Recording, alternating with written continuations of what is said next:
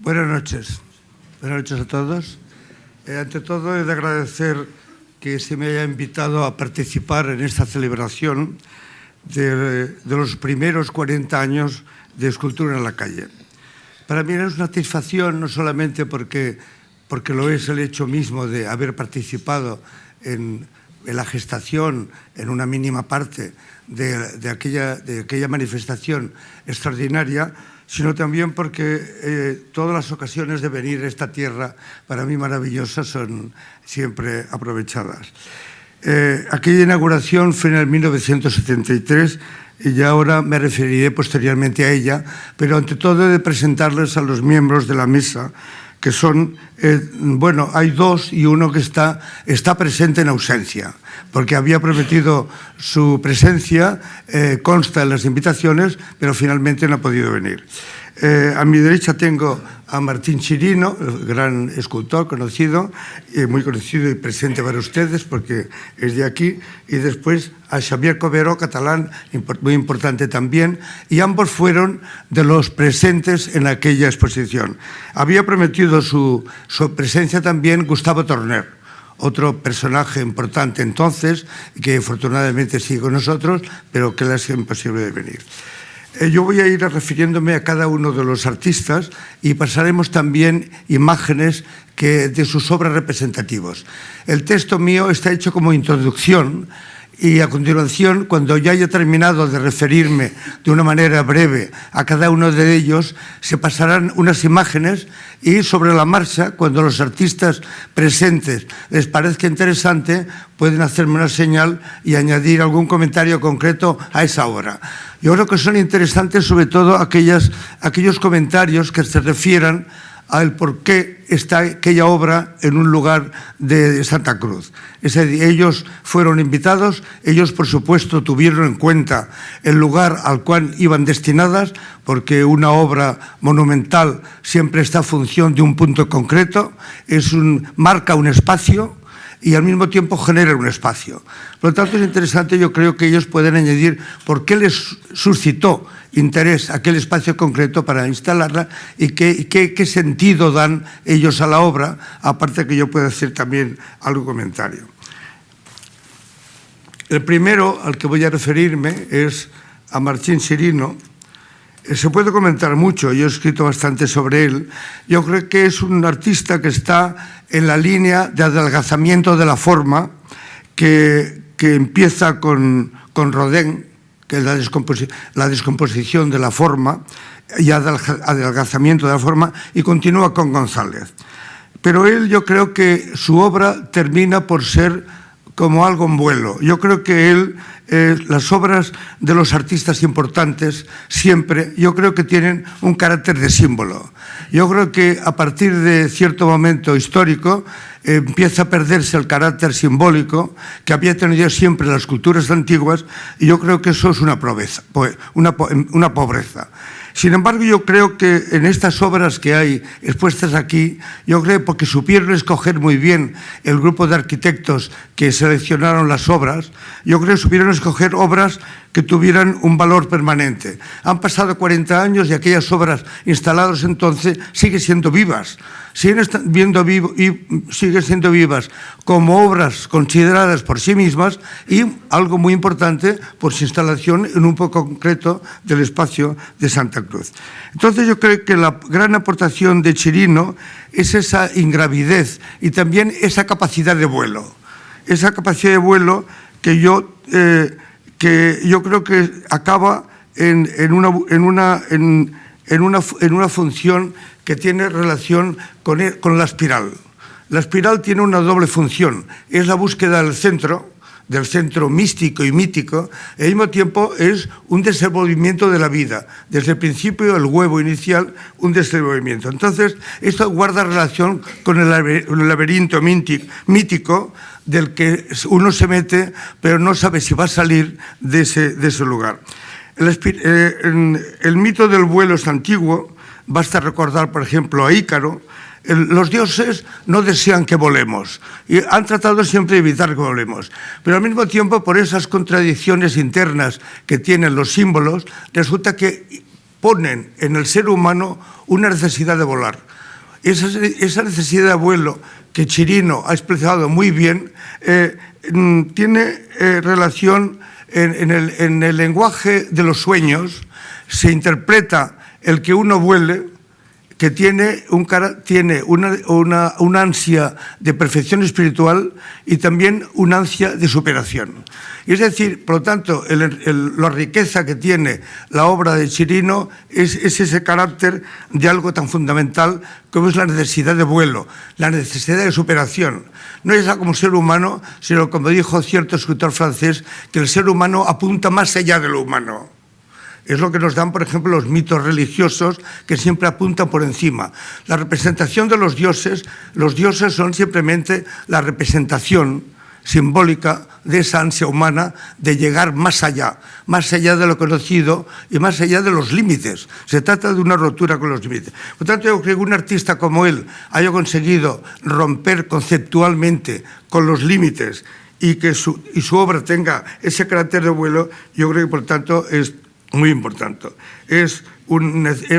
Responde a una inquietud constante en él a lo largo de una etapa ya larga y que está siendo presente en ese sentido de superación, y eso indica que no solamente un camino artístico, sino que yo creo que las grandes obras, los grandes artistas como él, lo que hacen es que no dan solamente una obra estética, sino con un sentido espiritual y de superación importante, de apertura de nuevos espacios, y unos nuevos espacios entendidos no como espacios puramente físicos y ni siquiera de apertura, sino también de una apertura interior. Es decir, que cuando hablamos en el ser humano de interior y de exterior, en realidad estamos hablando todavía porque no hemos sabido expresarlo. Porque cuando llega el momento de la creación artística y cuando llega el momento de contemplar una obra como las suyas, esa fina membrana que separa el interior de la estación se desvanece. Y entonces se consigue aquello que el artista quiere, que es llevarnos más allá de los límites. Ahora proyectaremos unas obras suyas y tú, Martín, puedes comentar lo que quieras sobre la marcha. Vale, muchas gracias.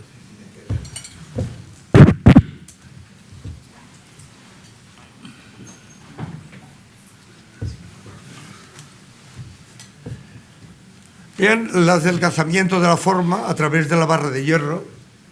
Sin embargo, no solamente su obra es adelgazada, porque a veces, como en este caso, mantiene conceptualmente el bloque cerrado.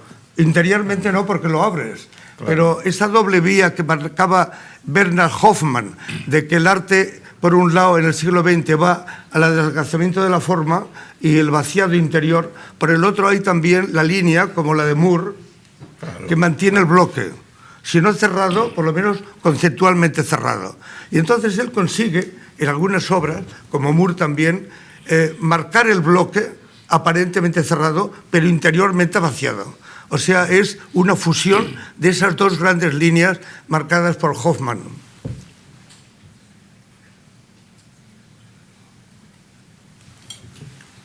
Aquí la espiral, la apertura y el adelgazamiento de la forma. Esta escultura la conocemos todas, la escultura polémica, pero que afortunadamente yo creo que se resolvió muy bien, ¿no? Estoy muy agradecido a Santa Cruz, y lo que lamento es que yo haya tenido que recurrir a VEGAP, ¿no?, que es la Sociedad General de Autores Nuestra, la que nos representa, y que hubiese sido mejor que lo hubiésemos resuelto, no a través de un pleito, sino amistosamente, como quería yo, porque me pareció que debe ser así, por el respeto y qué sé yo, y la amistad que siento yo por Tenerife, y es mi tierra, yo soy canario también, ¿no? Aquí aparentemente es un bloque cerrado también. Esa pieza está conmemorando, o sea, lo llamamos el Monumento a la Solidaridad, y eso está en Castilla-La Mancha, ¿no?, justo en donde donde fue la batalla del Jarama, ¿no? Aquí los brigadistas del mundo se reúnen todos los años para conmemorar pues no sé, la aportación que ellos pudieron hacer en aquel momento a la guerra española y cómo realmente se alinearon con lo que ellos llamaban los leales, los de loyalty. Y suelen venir todos los años y un día me hablaron, ¿usted no querría hacer un monumento, algo para que nosotros tengamos un lugar reconocido? Y dije, pues sí, si me lo encargan, pues podemos hacerlo. Nos pusimos de acuerdo, ¿no? Y a mí la idea que se me ocurrió, porque ahí hubo durante la guerra, una escultura que habían hecho los comunistas y era una escultura muy tosca. La había hecho un soldado que le gustaba hacer escultura y era una pieza, a mí me parecía interesante, era una roca, ¿no?, con una forma de piedra que había encontrado y la había puesto, pero luego en la contienda la deterioraron, la rompieron, no sé qué pasó ahí, la bombardearon, todo lo que queramos, ¿no? Y entonces cuando ellos me hablan, yo digo, mira, vamos a volver otra vez al concepto de la mano y del concepto del puño, pero vamos a llamarlo el monumento a la solidaridad. No sigamos haciendo la guerra porque ya realmente a estas alturas mejor seríamos que entre todos nos pusiésemos de acuerdo y encontrásemos soluciones. Y yo, en razón de mi edad y por lo que he vivido, yo soy un niño de la guerra, ¿no? Me gustaría a mí que esta contienda, ¿no?, tuviese al final una solución que fuera agradable para todos. Eso.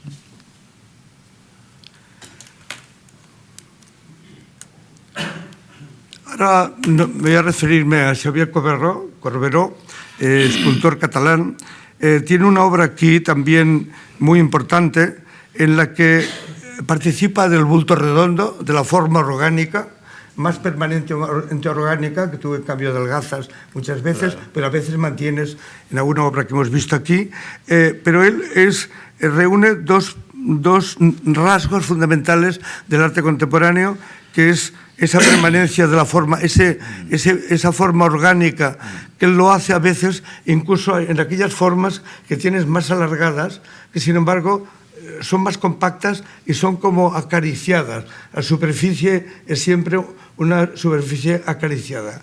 Y además de algo interesante, de otro rasgo del arte contemporáneo en general, que es la fragmentación. El collage, por ejemplo, es el signo de hasta qué punto el arte contemporáneo fragmentaba la realidad, la evocación de la realidad, tomando objetos de la realidad parcialmente, arrancando partes de la realidad, un trozo de periódico, un trozo de tela, etcétera, y lo pegaba en un objeto. En la escultura eso produce la fragmentación, por ejemplo, en la obra que tiene aquí, que veremos, en la que hay una especie de racimos que cuelgan en la Rambla, como un árbol del que cuelgan unas formas orgánicas. Entonces lo interesante es que ahí hay una relación entre la escultura y el lugar que está indicado en una especie de vecindad con los árboles. O sea que no hay... Yo creo que lo interesante en el arte, siempre, de todos los artistas verdaderos, es que hay un enfrentamiento a la realidad, porque la realidad es una cosa y el arte otra, por lo tanto un figurativismo como se dio durante un tiempo, entendido como el arte mejor, era equivocado, porque la realidad, la obra de arte es una cosa distinta, la realidad ya la tenemos, no tenemos por qué imitar literalmente la realidad. Y entonces lo que hace, que establece un diálogo con los árboles, y entonces hay una relación con la naturaleza que muestra muy bien esa oposición a la naturaleza y esa continuación de ella, puesto que el mismo ser humano forma parte de la naturaleza, es continuación suya, ¿no? Entonces, eso lo orgánico es entendido, siempre que vemos una obra de carácter orgánico pensamos en el cuerpo humano. Lo mismo que cuando oye una escultura vertical, pensamos que es una evocación, aunque sea sucinta, del cuerpo humano. Pero en la escultura del Rimur, por ejemplo, vemos que hay una obra recostada que siempre es claramente una evocación del cuerpo humano. Entonces yo creo que la evocación de la realidad del arte, por muy abstracto que parezca, siempre acaba surgiendo e incidiendo en la realidad. Entonces, este carácter orgánico esta también guarda relación con una fragmentación, dentro de que el arte contemporáneo, como decía, es una fragmentación de la imagen de la realidad, hasta el punto de que el ser humano, a partir de Picasso, es casi muy difícil evocar la figura humana porque Picasso la destrozó. Y a partir de Picasso, la figura humana o es una fragmentación suya, o una burla suya, como Bacon, o una profanación suya, como Freud. Y en cambio, en el caso de él, es distinto porque los restos de la figura humana son tratados con una especie de respeto, tanto en la evocación de la forma como en el trabajo de la superficie, que no hay ninguna violencia en el carto suyo, sino siempre como un acariciamiento amoroso de la realidad. Girard Miracle hizo notar algo que conviene recordar en estos momentos. El crítico catalán Daniel Girard Miracle dijo a propósito de él que en 1973, que fue el año en que se celebró la inauguración de esta exposición, cuyos 40 años evocamos, dice que en el año 73 fue para Corberó un año muy significativo. Dice, porque se dieron dos acontecimientos que le habían de marcar. Por un lado, fue invitado a participar en la primera exposición de arte en la calle. Y por tanto, es interesante que un crítico catalán subraye como un hecho importante para la evolución de Xavier Corberó una obra que está pensada para aquí, para Santa Cruz. Y luego otro, lo que hiciste para el Palacio de Marca de Mallorca. Y yo creo que esto marca momentos de una gran maduración de su obra. Y es interesante recordar que eso se produjo en torno a 1973 con motivo de esta exposición. Y una maduración que continúa felizmente en estos momentos.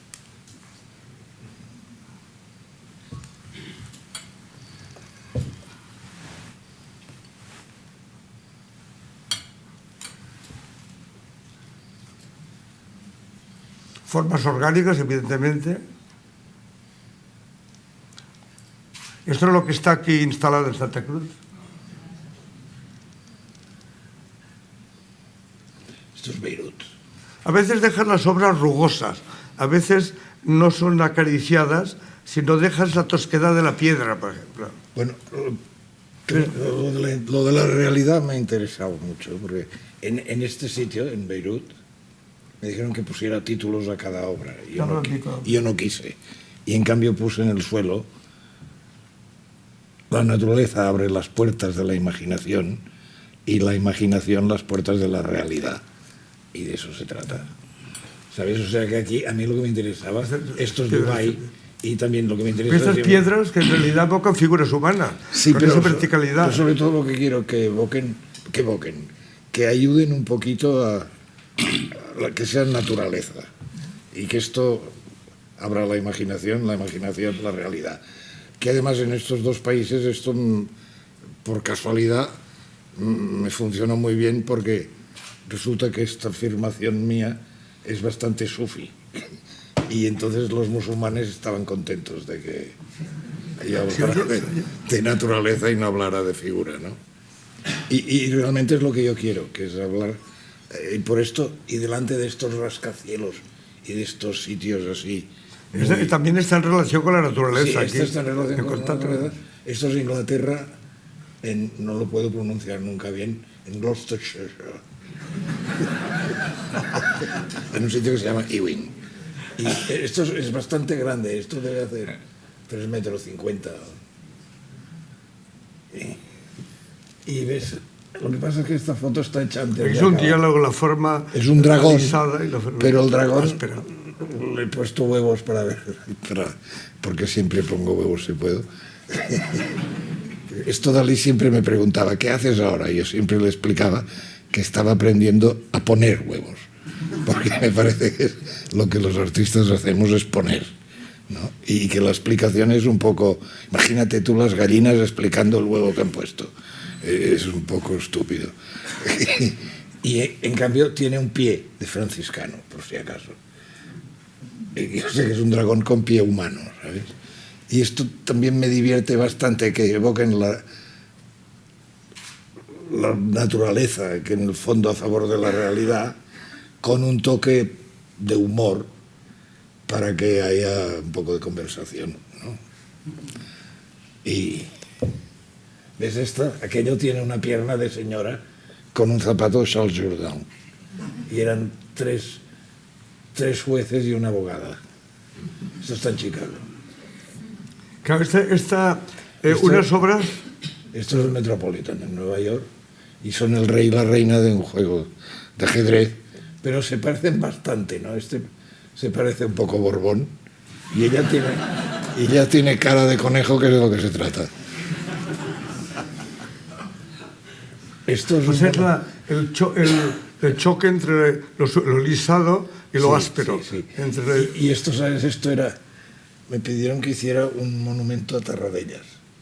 Y a mí esto de los monumentos no me parece muy bien.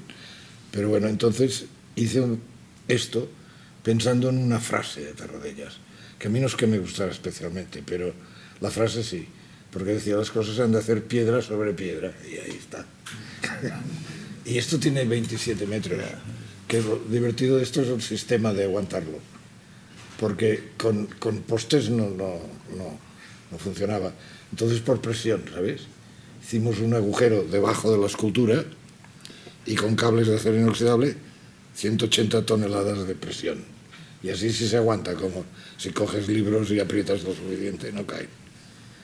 Y esto es la Plaza Sóller, que es una plaza de un barrio obrero catalán, y los arquitectos me dijeron, tendrás que hacer algo muy de cemento o algo así, que no lo estropeen. Yo me fui a desayunar al barrio este durante un mes y vi que los obreros de cemento ya tenían el lavadero y que no querían cemento. Y entonces les hice esto muy preciosista, a base de ónix y todo, de colorines de mármoles, y les encantó. Es esto.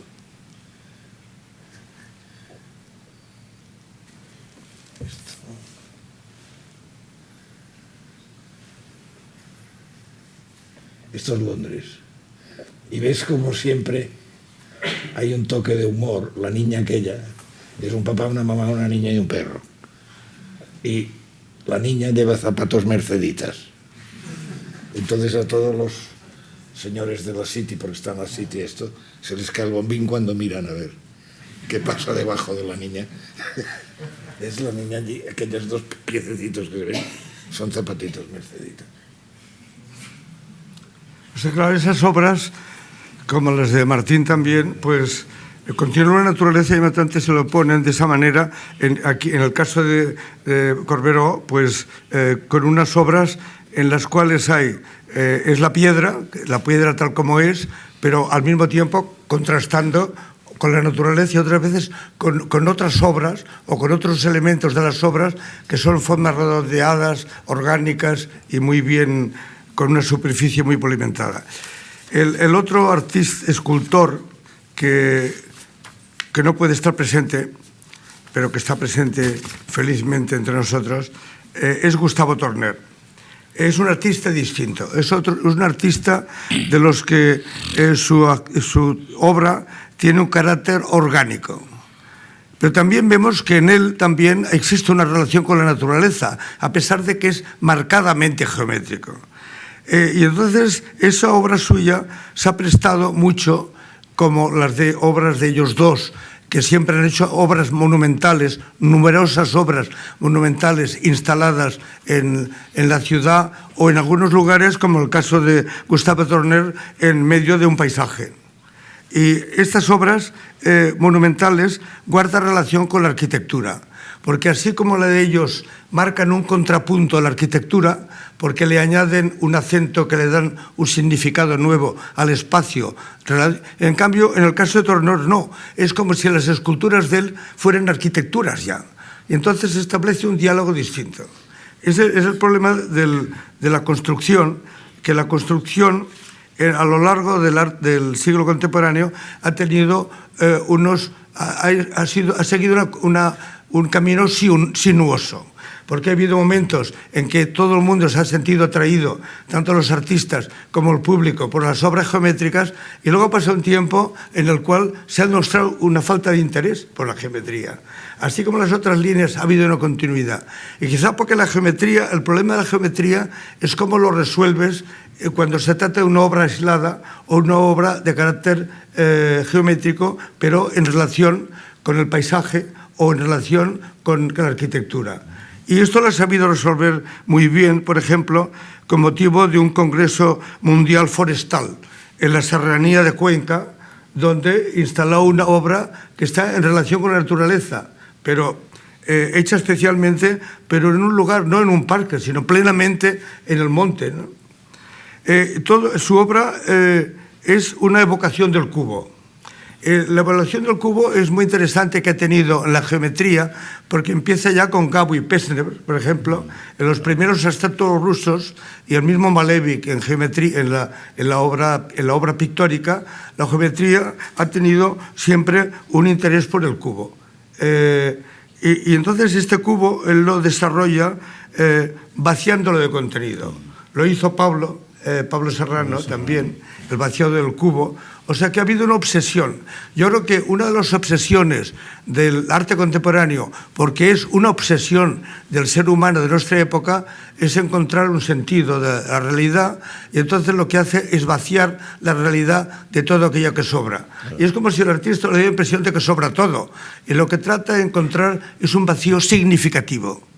Porque en el fondo yo creo que lo que tiene la obra de arte de más rico es precisamente el vacío.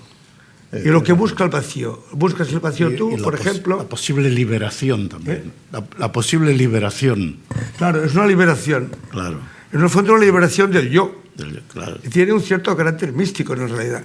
Entonces, yo, por ejemplo, recuerdo que para explicar eso alguna vez en una conferencia he aludido a una película. Porque a veces las películas y las novelas, o las que tienen una lectura o una participación del público mucho más amplia, pues los ejemplos son muy claros. Todos hemos visto una película que al cabo de 25 años no nos acordamos de nada de la película. Había Jules and Jean de Truffaut, que yo la vi al cabo de 25 años, no recordaba ni que había un triángulo o un cuadrilátero, no recuerdo, amoroso, que ya es olvidar. Y sin embargo, sentía que aquella película me seguía impresionando, me seguía emocionando el recuerdo, cuando no recordaba nada. Por lo tanto, yo creo que la obra de arte, lo más importante es ese vacío significativo, esa especie de aroma que respira la obra de los mejores artistas. Algo que cuando te apartas de un cuadro, vas a París y ves la Gioconda o ves las Meninas, cualquier de obra importante, o unas de vosotros, cuando la has visto y te vas, queda de ella un recuerdo, que es eso, que es una sensación que está relacionada con el vacío, con un vacío que es significativo. Yo creo que en vuestras obras lo dan, y lo dan también las obras de él. En el caso de Torner, él también está en la línea de Rodin, que es la de vaciado de la forma y meterte dentro de la obra y dejar solo el esqueleto. El esqueleto que simplemente es para sostener un vacío, en el caso de Torner. Como tú, por ejemplo, vas vaciando el espacio y dejas como una especie de señal. Como las miguitas de pan de Pulgarcito, dejas allí una línea, un rastro de tu paso. Y si yo te dijera además que hay una derivación clara, como estás diciendo, ¿no? Pero es el hombre y su tiempo, en donde todo lo que se piensa, y lo que se cree, termina por fin aludiendo a lo que tú quieres hacer, ¿no? Es decir, que hemos vivido momentos muy, muy difíciles, ¿no? Y evidentemente como artistas somos quizás las primeras generaciones que empezamos a comportarnos más allá de la realidad de la obra del arte, es decir, salir del campo que parecía que le correspondía pura y exclusivamente a la obra de arte, como podía ser la belleza y todas sus consecuencias. No, nosotros ya aportamos, si tú quieres, una concepción más o menos social, no sociológica todavía, porque todavía nosotros no conocíamos tanto la sociología, no era tan evidente en los años 50 como hoy en día, o sea, no sabíamos tanto de ello. Entonces nosotros sí que teníamos conciencia, porque sabíamos en dónde estábamos, que teníamos que romper moldes, y esta era una frase de Manolo Millares, romper moldes, para poder seguir teniendo fe, decía, para seguir creyendo en aquello que queríamos, ¿no? Es decir, que es verdad que todo lo que estás diciendo está es una lección magistral de lo que es la escultura, ¿no? Y luego te digo que está el hombre y su tiempo, que es tan importante, ¿no?, como esto. Y fue toda nuestra gran preocupación. Evidentemente, Manolo Millares, como yo, como Antonio Saura, cuando hablábamos de arte, siempre estábamos hablando del cuadro, pero a la vez estábamos aludiendo a otro aspecto de la realidad que era tan importante como el de la creación. Sí, o sea que tú marcas el espacio vaciándolo alrededor de unas líneas, de una, digamos, una línea o unas formas, en algún caso curva, pero generalmente la línea. Y tú lo haces fragmentando el espacio muchas veces o creando una forma que queda como marcando un espacio, porque en realidad es como un vacío esa forma redonda. En el caso de esas obras que hemos visto, que eran formas orgánicas, pero estaban también subrayando el espacio de alguna manera, y por lo tanto subrayando el vacío. En fin, esto es la introducción para presentar. Esta es la introducción. Y voy mirando el reloj de vez en cuando. Para presentar. Esto formaba parte de la presentación. Entonces yo lo que quería ahora recordar, que decir algunas, por supuesto, la exposición de una manera global. Porque yo creo que en 1973 quedaban en pie todavía muchos ideales. Nos falta ver las obras de Torner. Eso viene luego, aquellas otras. No, las de Gustavo Torner. Las obras de Torner, hay que verlas. Sí, perdón. Claro, como no está y no protestaba. Pero es que yo creí que habían ido pasando.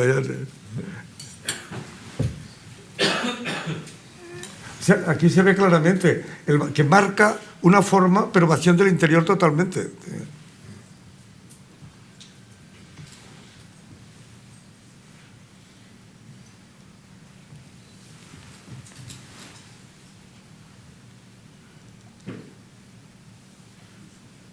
Esta es distinta.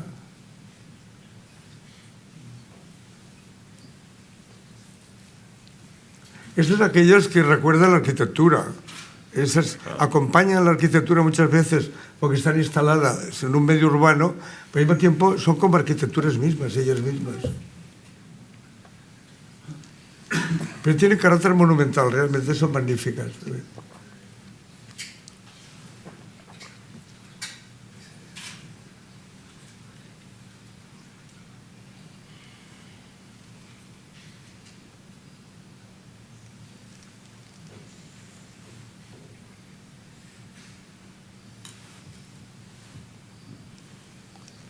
Que he dicho antes que la relación con la arquitectura es muy estrecha porque, digamos que se mete en su terreno.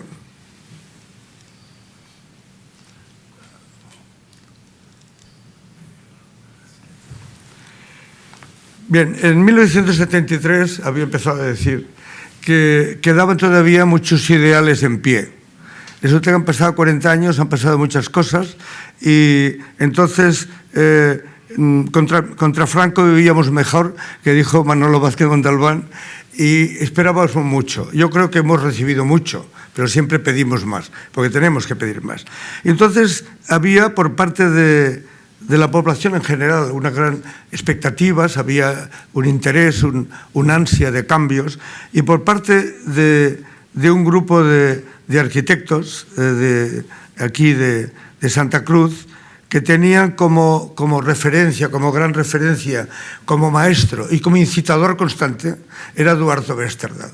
Eduardo Westerdal, que tuve la suerte de conocer mucho y fue clave en mi relación con Canarias, a que yo profesaba una admiración extraordinaria, pues aquellos arquitectos pusieron en marcha este proyecto que cuando uno lo piensa, algunos debían creer que vosotros estabais soñando, que aquello no se podía realizar. Porque de pronto que una ciudad sea capaz de convocar arquitectos importantes de todo el mundo, no ya de España, sino de todo el mundo, evidentemente, y que lo cogieran bien y que donaran las obras, que hubo unos gastos de material, pero las obras eran donadas.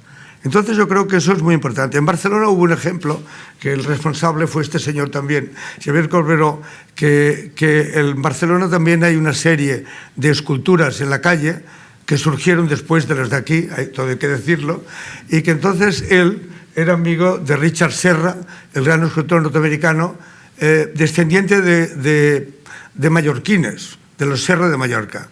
Y entonces él una vez convocó a una cena en Nueva York a Richard Serra con Narcís Serra, el alcalde de Barcelona.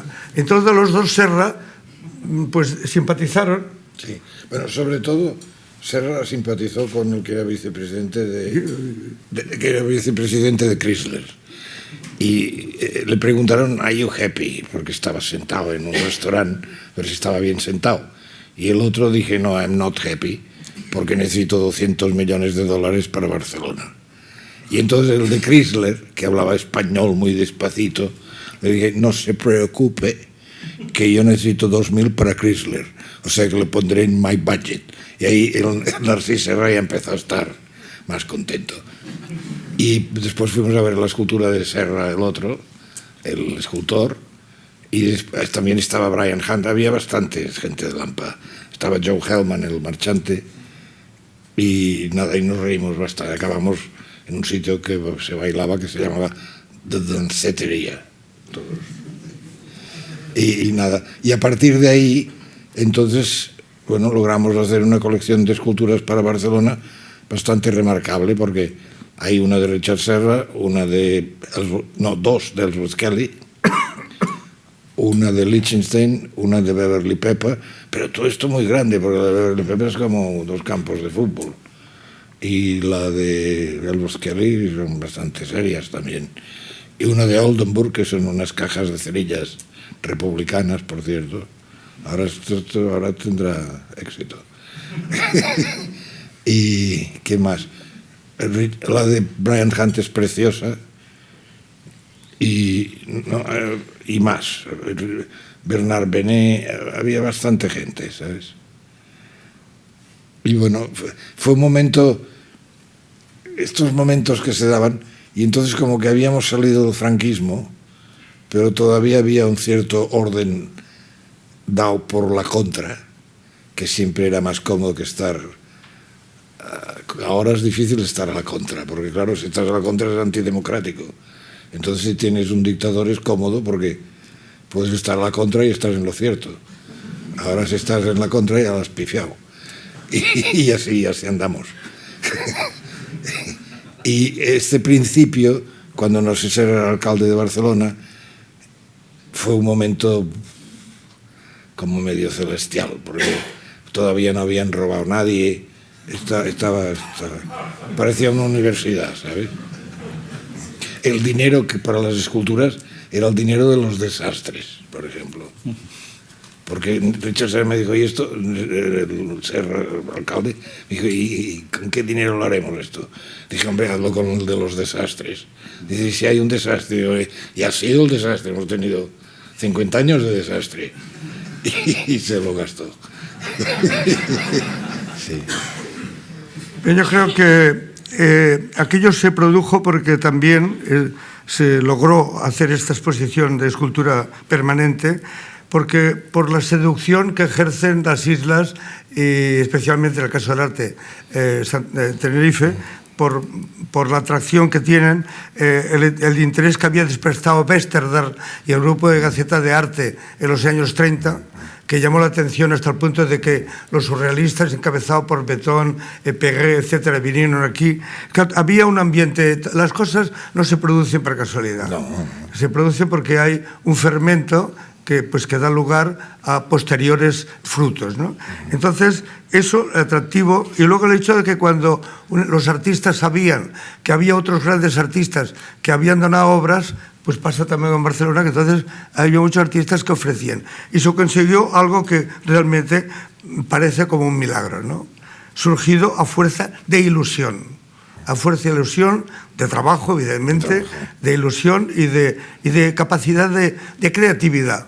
De creatividad que genera unas iniciativas, ¿no? Yo creo que, por lo tanto, a lo largo de 40 años, esas esculturas son familiares de los habitantes de esta ciudad hasta el punto que ya no las ven. Porque dicen que cuando te casas con una mujer hermosa, al final no acabas viendo ya que es hermosa ya ni nada, porque es simplemente de mujer. Estas son sus esculturas. Y por las esculturas suyas ya no necesitan verlas porque están dentro, las lleváis dentro, están incorporadas, están asumidas. Y por lo tanto os han enriquecido. Os han enriquecido, yo creo que esto ha sido una gran aportación. No solamente artística, sino eso que llamaríamos humano. En fin, esto en este sentido, ¿no? Yo creo que se insertaron muy bien el tejido urbano, marcan esos espacios y generan esos espacios a lo que me refería, y yo creo que los valores simbólicos se mantienen. En el siglo XX los valores simbólicos en el arte generalmente se han evaporado, pero hay numerosos artistas que los mantienen, y sobre todo los artistas que consiguen valores simbólicos interesa cuando no han sido puestos. Pero cuando los valores simbólicos están puestos, no son símbolos, que son algo muy profundo, sino alegorías. Alegorías. Y lo que aquí hay, cuando son símbolos, tienen esa capacidad de despertarte todas estas sugerencias que hacen, que nos dan el arte del pasado también, incluso de las antiguas culturas. Yo creo que lo interesante es que aquí es unitario. Por una parte, es muy interesante la diferencia de función urbana que tiene el parque. El parque hay una concentración en relación con la naturaleza, y luego en la Rambla es un desarrollo, digamos, en el espacio. Y el otro, una cosa condensada, y el otro es un desarrollo. Yo creo que es interesante, más que si todo hubiera sido repartido en las calles. Así resulta que hay un foco, el parque es un foco, y allí la relación entre las obras y la naturaleza es perfecta, están integradas, y hay algunas que están integradas hasta el punto de que parecen también árboles, como el caso del Guino, ¿no? En fin, yo creo que es realmente importante. Yo creo que aquí se han celebrado posteriormente un simposio, en otras reuniones, se ha ido evocando. Y yo creo que los temas que han surgido desde el principio, desde las reuniones del diciembre del 73, con controversias que ahora puede hacernos sonreír a muchos, y lo que ha surgido, los simposios posteriores, han ido marcando unas preocupaciones y unas inquietudes que permanecen. Permanecen porque las inquietudes que tenemos no acaban nunca de ser satisfechas, pero yo creo que en cambio sí que es satisfactorio lo que se ha logrado con esta exposición. Yo creo que ya esta vocación de, mantengo los tiempos, yo creo que esta vocación de lo que ha sido la importancia de lo que fue en el principio, en su instalación, la escultura de la calle, de lo que ha tenido de importancia durante estos 40 años de incorporación a la ciudad, que es ya inseparable de la ciudad, y la importancia que tiene hoy en que podemos, a los 40 años, contemplar este recorrido y contemplar la significación que tuvo ya entonces, cuando no solamente vinieron los artistas que estaban invitados, sino que vinieron críticos de todo el mundo. Antes hablamos de Gillo Dorfles.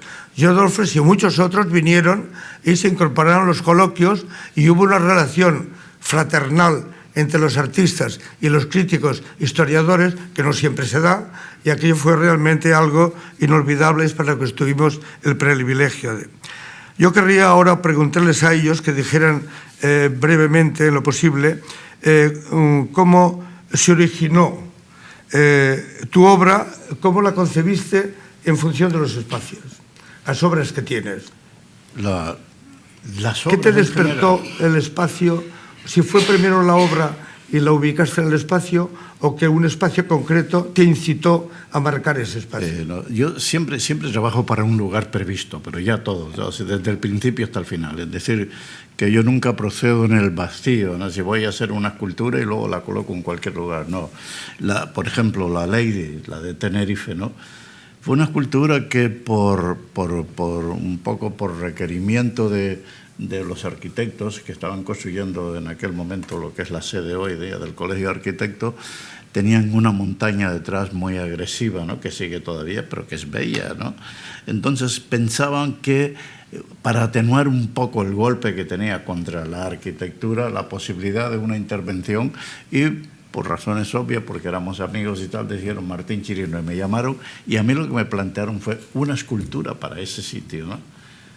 Y evidentemente yo procedí tal como había visto, pero es decir que que el lugar siempre está previsto. Yo nunca hago una escultura descontextualizada por hacerla, sino cualquiera de ellas, incluso una espiral, 20, 100 espirales, todas ellas tienen un sentido, ¿no? ¿Me estáis escuchando bien? Sí, me están escuchando. Todas ellas tienen un sentido y van en la misma dirección siempre. Es decir, hoy en día una espiral, claro, es si tú quieres, un símbolo mágico, cultural, extraño, y entonces, claro, que hoy en día su espacio es un espacio casi místico, diría yo, ¿no? Porque cuando me pongo a hacer espirales, evidentemente estoy hablando si tú quieres, de una identidad, de mí mismo, de quién soy, y no quiero decir con eso que es una imposición, sino realmente yo soy un canario y es lo que yo siento cuando he visto una espiral inscrita en la roca basáltica por una de las últimas que hay en el monte este de la Fajana, ¿no? En el Paso.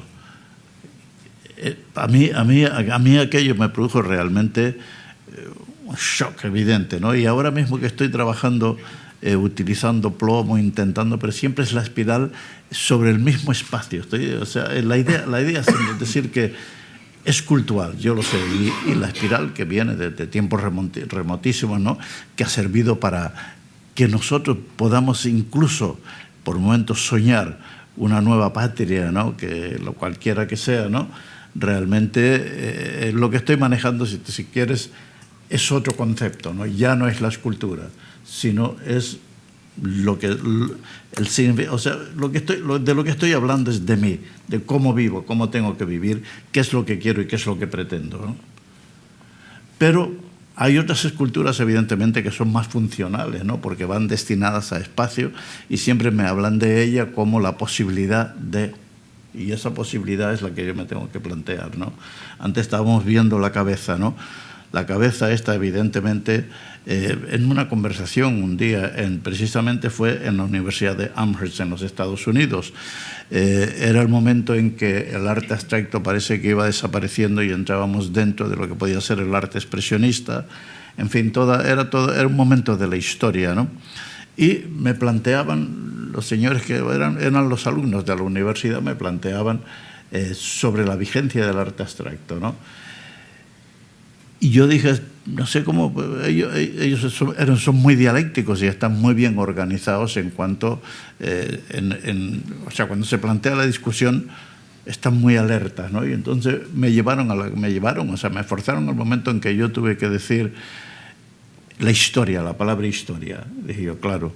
Dijeron, ¿ha dicho usted la palabra historia? Sí, evidentemente estoy hablando de la historia. Es decir, que yo no soy un artista que se quede sin la historia ni que se aleje de ella, ¿no? Y cuando estoy hablando de hacer una escultura de este tipo, porque yo lo que estaba enseñando en ese momento era una diapositiva de una de estas esculturas, ¿no? Hablé de cómo realmente en un momento determinado todo lo que era la morfología, lo que era... qué sé yo, el hombre y sus preocupaciones, incluso su preponderancia, su presencia, ¿no? Que lo hace Julio González, que lo hace Gargallo, que lo hace Godin, que lo hace la historia. Siempre hay una interpretación, el hombre siempre en el centro, hay un antropomorfismo real, ¿no? Y Picasso ya sabes que nunca quiso abandonarlo, ¿no? Ligeramente se deslizó en el mundo de la abstracción, pero luego volvió otra vez a sus necesidades expresivas, vamos a llamarlas, ¿no? Y estas esculturas mías, evidentemente, sí que de verdad que recurrían o hacían el recurso y establecían un discurso sobre el antropomorfismo, pero lo que decías, eran esculturas visitables, por dentro y por fuera. Seguíamos otra vez trabajando sobre el adelgazamiento de la materia y el espacio, que yo creo que siempre fue la preocupación fundamental de todo mi quehacer escultórico. Bueno, ahora tú también la misma pregunta. ¿Qué es lo que te movió a hacer la obra tal como es? Y si concebías el punto concreto donde iba a ir, o fue sobre la marcha, o cómo fue. Fue un poquito sobre la marcha, porque además era mi primera escultura pública. Lo que pasa es que una vez supe dónde iba, supe que en vez de una tenía que ser 6. Y también supe, de alguna manera, que acababa de haber el juicio de Burgos. Y ahí empezó todo. de alguna manera, y por esto eran ejecutados y ejecutores, ¿no? Lo cual después resulta que da igual, porque lo que cuenta es lo que es, y si cumple su función o no. Y entonces de esto nos ocupamos con Vicente y con aquí, y hombre, el sitio era perfecto para esto. Y así se hizo. Y entonces, en fin, quiero dar las gracias de entonces y de ahora, y es un honor para mí estar aquí, porque aquello fue muy crucial para que yo me aclarara más y supiera más, porque claro, es muy bonito hablar de escultura pública, pero no había público, ni dinero para el público, ni para el escultor, ni para nada. Y aquí es donde empezó. Y a partir de ahí es donde yo creo que si he hecho algo ha sido, es la escultura pública lo que me ha interesado. Y es un honor para mí estar aquí hoy, además con Martín, que para mí es lo mejorcito que ha dado España en muchos años, ¿sabes? Y que otra cosa que tengo que agradecer es que en vez de tener trademark, que es lo que tienen los artistas de mi generación, la anterior y las posteriores, tiene estilo. O sea que no canta siempre la misma canción. ¿Sabes? Que en cambio la mayoría de artistas abstractos tienen marca registrada, ¿comprendes? Una crucecita y el caray. Y esto a mí me aburre mucho.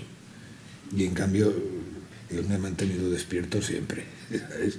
Y te lo agradezco mucho, ¿sabes? Porque ha sido un momento que, claro, había muy pocos ejemplos, además, ¿no? Porque yo, que soy de un año antes de la guerra, claro, escultores quedaron muy...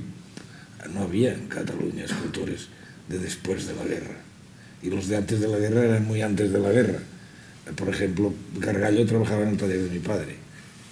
Y claro, yo era escultor un poquito por culpa de los Gargallos que vi en mi casa, pero nunca conocí a Gargallo, porque ya estaba en París. Y cuando me fui a París a conocerle, se murió 2 días antes. Y ahora he tenido un juicio con la hija, por cierto, porque está falsificando Gargallos a mansalva, ¿sabes? Y claro, es triste. Y entonces dice que los originales son falsos. Porque claro, ella ha dicho que hay 7, y claro, hay 10, porque los 3 originales son los que ella dice que no son. Y la diferencia es inmensa, ¿no? De unos a otros. Pero bueno, esto va así. Total, muchas gracias, porque lo de no cantar la misma canción ha sido una cosa muy excepcional. ¿Sabes? Y esto que has dicho de saber para lo que trabajas y para dónde, a mí me parece importantísimo, y siempre lo he dicho, que es como casar una hija. Es decir, puede ser que la quieras mucho o no, pero te gusta saber con quién se casa, dónde va a vivir y cómo es el novio. Y entonces, para hacer una escultura me parece que es importantísimo saber para qué y para dónde, ¿no? Dado que además sabemos poca cosa más ahora, porque antes contaban historias, pero ahora no contamos historias. Ahora hacemos una cosa para un sitio donde ha de cumplir su cometido, y su cometido está muy claro, pero no es fácil de ver. Y entonces es muy importante saber para qué y dónde, ¿no? Y saber si lo que quieres es crear tranquilidad o lo contrario, o si quieres que a la derecha jueguen los niños a la pelota y a la izquierda lean el periódico los viejos. Y esto es importante enterarse, ¿no? Y incluso hay, a nivel de composiciones, igual de importante, porque una escultura sola, quizás una estatua, pero no es una escultura.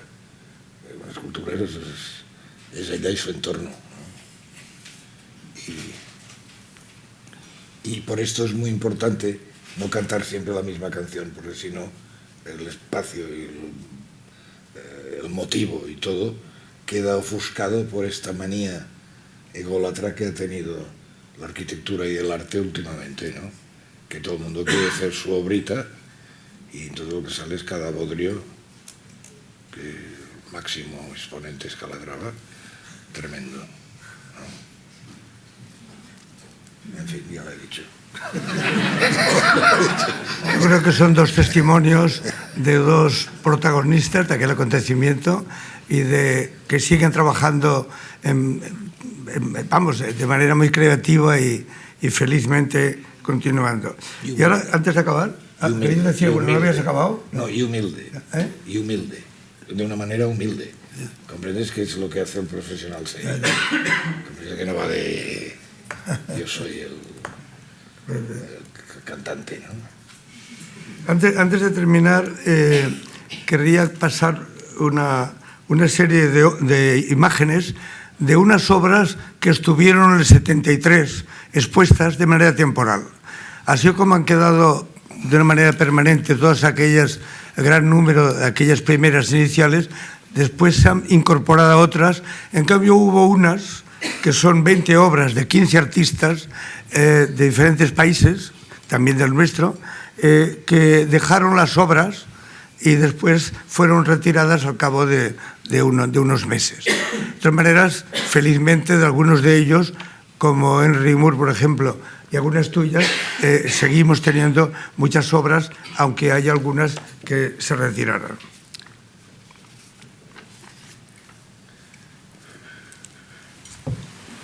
Esta es la de Chillino, muy conocida, que está en la entrada del Colegio de Arquitectos.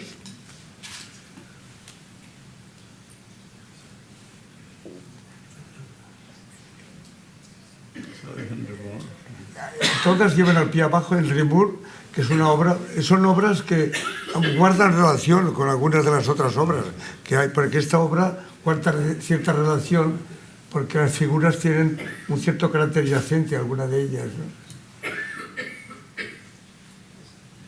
Otra imagen de la misma obra, este de Kenneth Armitage, otro inglés, otro británico.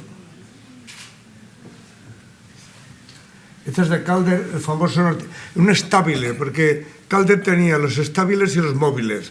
Los móviles colgaban del techo y se movían por el viento, por la acción de lo que se fuera, y Calder. Mixto, ¿no? Y aquella obra, y la otra obra que hemos visto de Calder era un estabile, es decir, obras fijas que se asentaban sobre el suelo, que también fueron obras de formas muy adelgazadas. Pero también se movía, ¿eh? Este es de Cárdenas.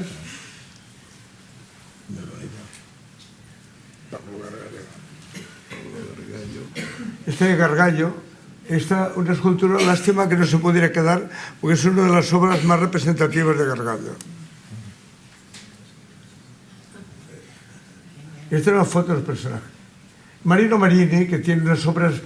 Marino Marini ha desaparecido y no se habla de él, pero tuvo en un momento, durante muchos años, mucha importancia. Este de Bernard Meadows, también otro británico, de Manolo Millares, de las obras del Desgarra. Porque la obra de Millares fue evolucionando al grosero del relieve hasta llegó a hacer esculturas realmente. Yo creo que desde el principio tenía una concepción que tenía que desembocar en él. Lo comentamos con él en una carta, que desde el principio parece que su obra iba a desembocar en la obra escultórica, a través del relieve y al final... Este es Joan Miró. Hay otra obra de Joan Miró.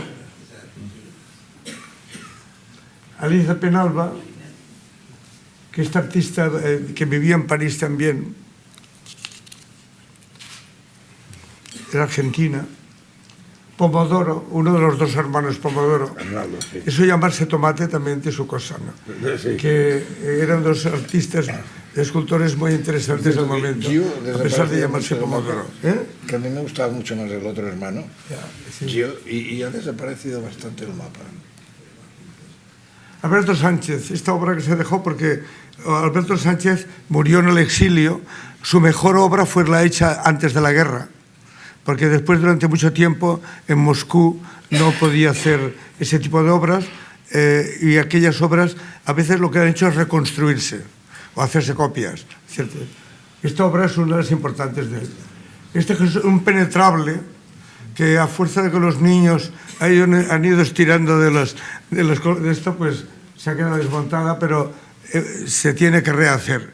Me han asegurado que se recuperará. El penetrable, que es muy interesante, porque esto es la entrada, la creación del vacío y de que el espectador se mete dentro de ese vacío. Y yo creo que es muy interesante.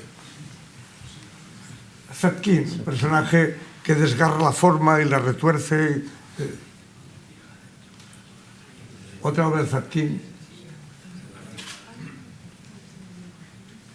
Bien. Bueno, yo creo que estos 40 años se cierran de una manera espléndida, porque yo creo que para celebrarlo, además de subrayar la importancia a través de estas conferencias y mesas redondas, pues lo que se ha hecho es, digamos, volverlas a ponerla en primer plano, no para recordar que están aquí, sino para subrayar la importancia histórica, o sea, como presente y como importancia histórica. Pero yo creo que, además, todo esto se celebra con algo que considero de un interés extraordinario, que son esas 7 esculturas que se han conseguido traer de la Fundación Henry Moore, de obras de Henry Moore, obras importantísimas, y que están aquí y se van a ver en muy pocas ciudades españolas. Creo que en Sevilla, en Valencia, en Bilbao, y en Bilbao, ¿no? Las Palmas. Y en Las Palmas, por supuesto. No hay un palmeño aquí, por supuesto, para Las Palmas. Y yo creo que, por lo tanto, es un cierre de estos 40 años en conmemoración, por lo tanto, yo creo que es extraordinario. Quiero dar las gracias a estos dos representantes de aquel momento y dar las gracias a todos ustedes. Muchas gracias.